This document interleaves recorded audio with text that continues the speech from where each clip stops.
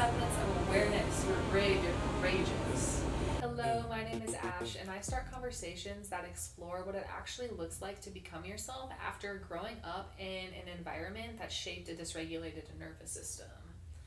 There's a lot of nuance that comes with a dysfunctional childhood, and it's about so much more than what happened to us. It's the ways that we learned to adapt that are hurting us and the people around us now. It's about the ways that we've learned to abandon ourselves and the dysfunctional relationships and friendships that we tend to find ourselves in throughout that process. So here we explore all of that through a lens of curiosity versus judgment or shame.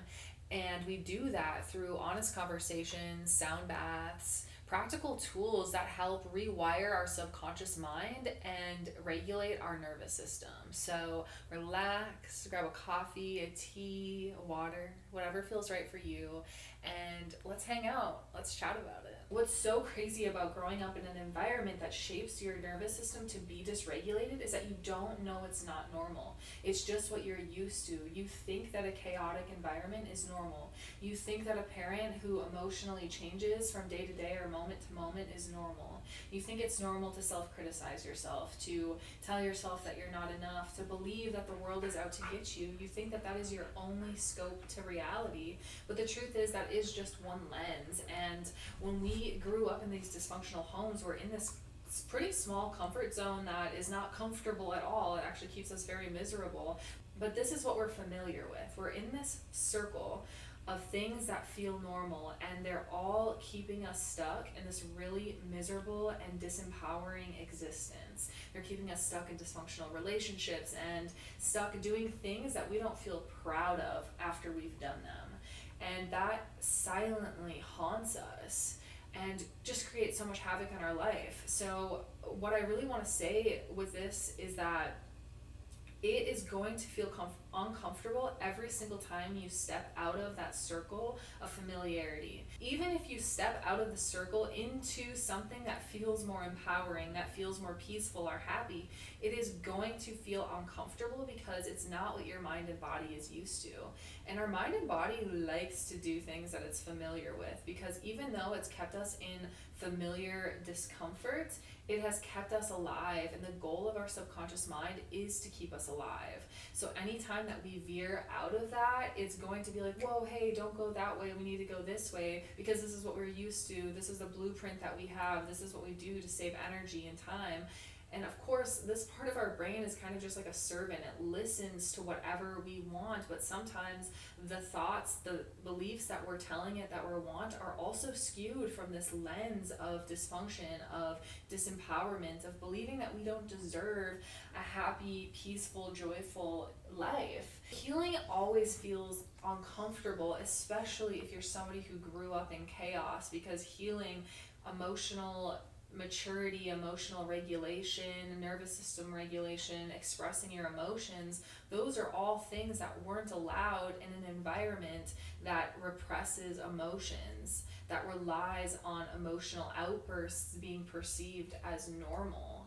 And if you want to step outside of that, you have to know that your mind and body is going to try to pull you back, and you're going to have the resilience to continue doing it even when you fall down. It really is like learning a new skill, like learning to ride a bike without the training wheels. It's going to be stumbly at first. It's not going to feel natural. It's going to take a while for you to be able to just get on the bike and go like it's normal, like it's familiar. So really be patient with yourself when you are exploring healing, whether you've been doing it for months or years, or you're very new to it. Regardless, just know that it is going to feel uncomfortable, and that is not a sign that it's not meant for you. That is not a sign that it's impossible for you. It's a sign that you are actually doing something that is different than what you're used to, and that is a sign of change. So when you're feeling that discomfort, this is proof that you are doing the things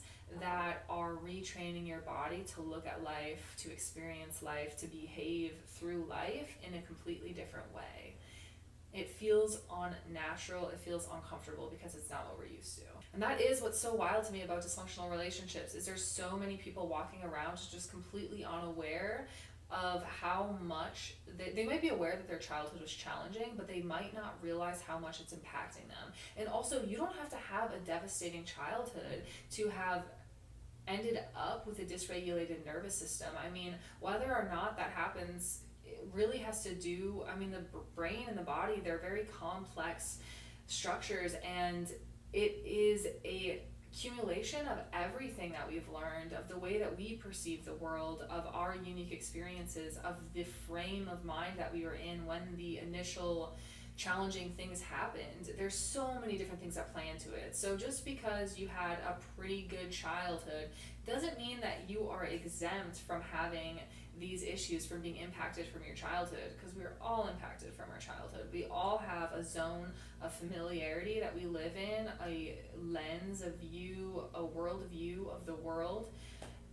We all have a familiarity zone that we have built through our life's experiences. We have all learned ways of relating and viewing the world. We have all learned things through attachments that we've had with people, especially our closer attachments. If we have wounding with people, which most of us do, like people hurt people, and we aren't perfect. We're going to make mistakes with people, and I think it really comes down to having the capacity to cope with those things, to experiencing the challenges of life and learning a way to sit with that, express it, process it, and then move forward in your life in a way that it's no longer impacting you to the level where you feel like you are stuck in that experience. So regardless of what your life's experiences have been or the way that you're feeling now, it is valid. And wherever you're at in the journey, anytime that you're getting out of this place of what's familiar to you, it's going to feel uncomfortable. Really look at that as a sign as you are on the right path, and stick to it. Be consistent and understand that even if you don't do something every day, if you fall off for a month, you can still go back to that thing and experience the same rewards of being back in that realm of what you're doing. Like, I have been on this healing journey for 8 years, and geez, when I first really realized that I was experiencing what I was experiencing in my life because of the things that had happened to me when I was younger, I felt so much relief knowing that I wasn't destined to always be that way. It gave me the awareness that I could change and that there's a reason for what was happening. And throughout those 8 years, oh my gosh, I have made so many mistakes. There have been times I've doubted it. There have been times that I felt like I could never do these things, and then 5 years later, I'm able to do them because of the micro shifts that I've made that have slowly opened me up and brought me closer to who I really am, and have let go of the pieces of myself, of the patterns, the beliefs, of the thought patterns that I used to live in that were creating a really sad and narrow reality for myself.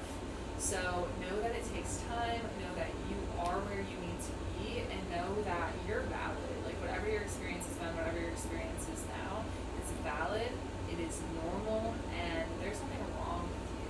In fact, I think you're really, really brave and courageous to be working on these things, because so many people just go through life blaming the world for the ways that they show up, and they take no responsibility. They don't realize that they're the only person with the ability to respond to the situation compared to everybody else. So I think that if you're here, if you're doing the work, if you're thinking about these hard things, if you have any semblance of awareness, you're brave, you're courageous.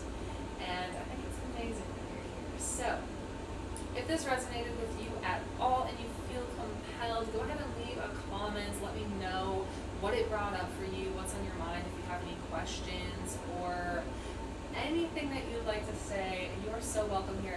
Think of this as a community. This is a space where like-minded people who are curious about what their lives' experiences have been and how they've impacted them now. These are people who are curious and wanting to shed the things that have happened to them and move into a more authentic life. So create community here. Comment, respond to a comment, okay? Let's create a space where we can all come together and be real and talk about these challenging aspects, and also embrace the amazing things that can come with the sensitivity of having a really challenging life. It gives you more empathy, it gives you more creativity, I would say, for my own life. It gives me more to pull from. There's amazing things that come with this journey, and it can be really easy to just get bogged down by the work that comes with a dysfunctional childhood. There is real work there. There is real beautiful moments that are there too. And depending on where you are in your journey, you might not believe that yet. You might not be able to see that yet. That might be really hard to fathom. And that's okay, that's valid too. Thank you so much for being here, and I